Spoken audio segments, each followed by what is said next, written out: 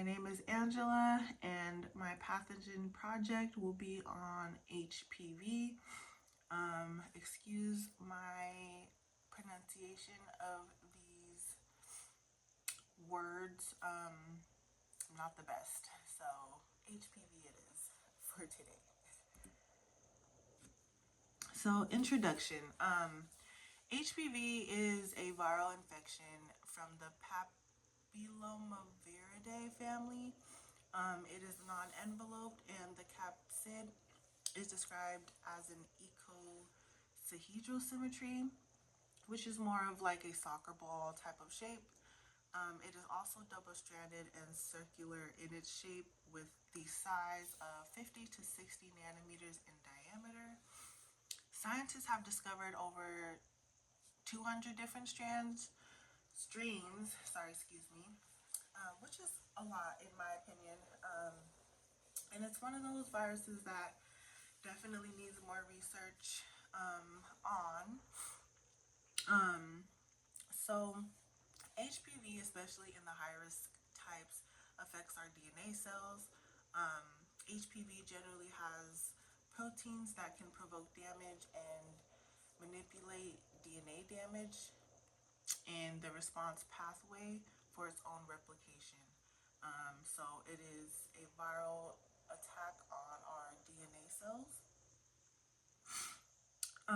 It is actually one of the most common STIs in the US, with over 80% of people being exposed to some type of strain at least once in their lives.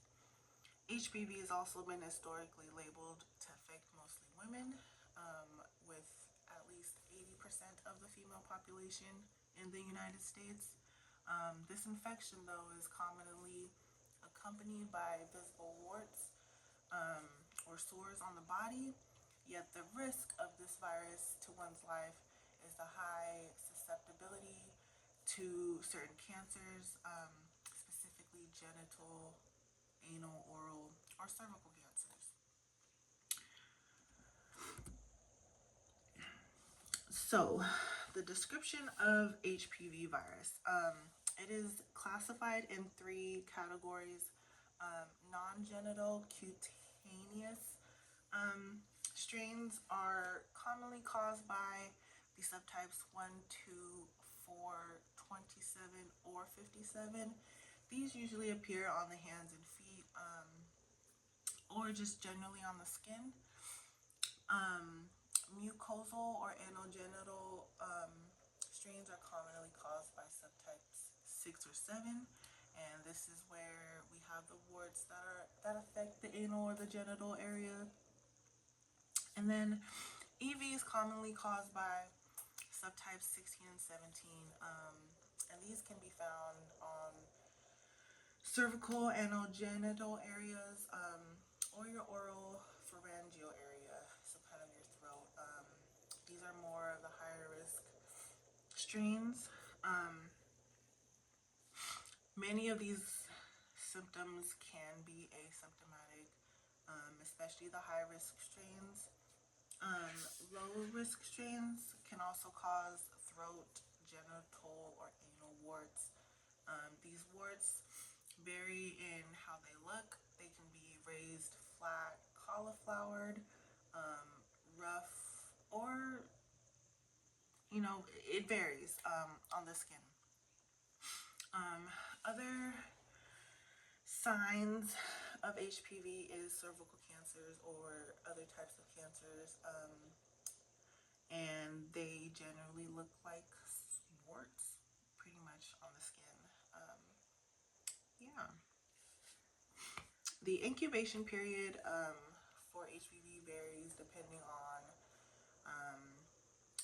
your size, your biology, and can vary within different hosts or individuals.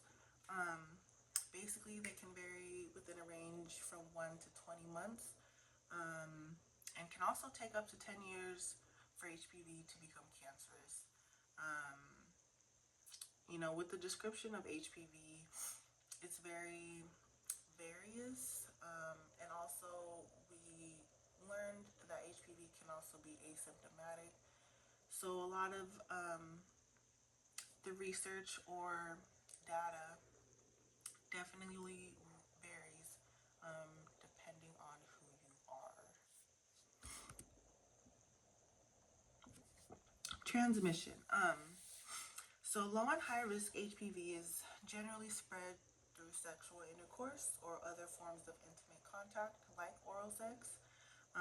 Cutaneous strains are spread by skin to skin contact.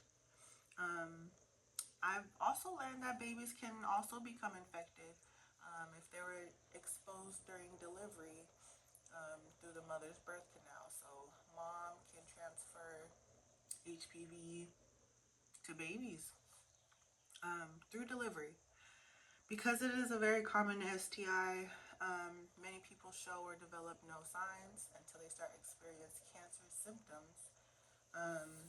So people can have HPV and spread it without even knowing. This is kind of, you know,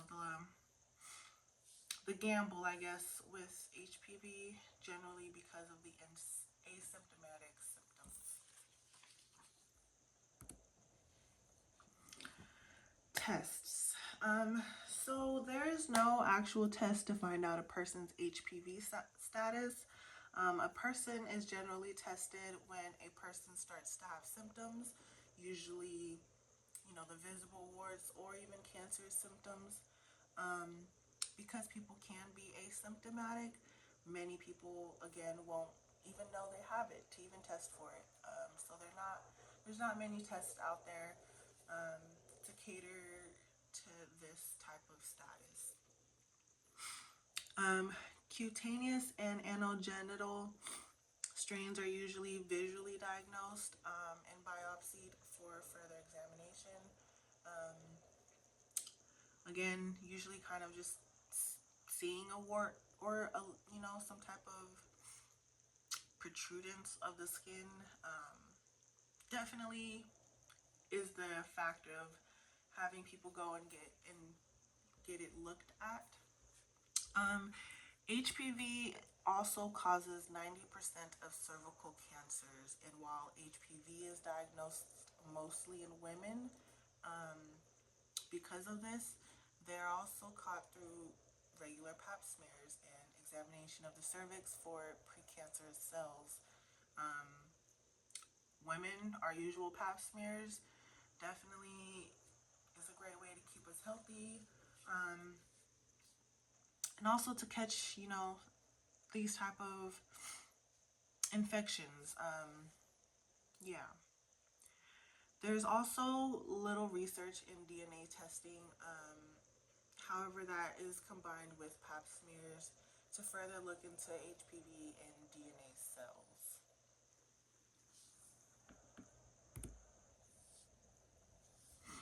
Treatments available. So the downer is that there is no cure to this infection yet. However, there are many treatment options to kind of help with the symptoms of HPV. Some treatment options for cutaneous warts include removing them,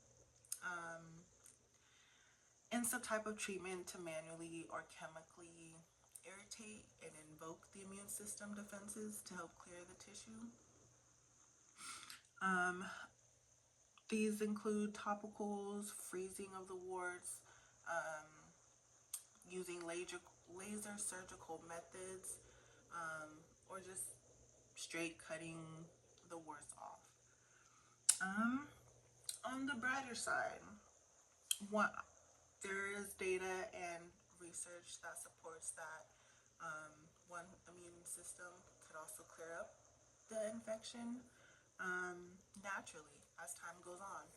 So this virus is very variable, to which I've learned in researching this virus, just because, there's not really a dead set answer, or, you know what I'm saying? There's no dead set treatment option specifically for the virus yet.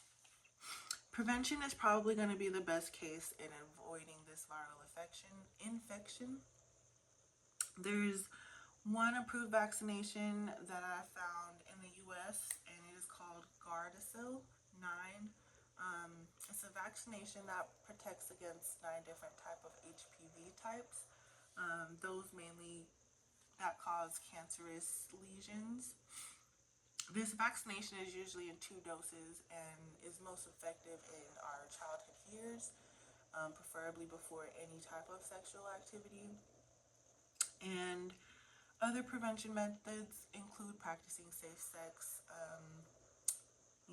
protecting yourself, using contraceptives, condoms, and also keeping up with your health and Pap screens.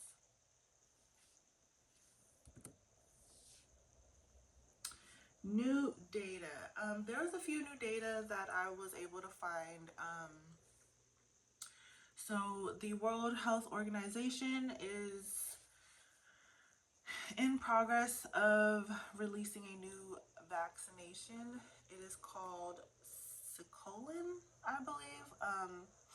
This vaccination for HPV comes in a single dose, which ultimately helps expand healthcare and its sustainability and coverage globally.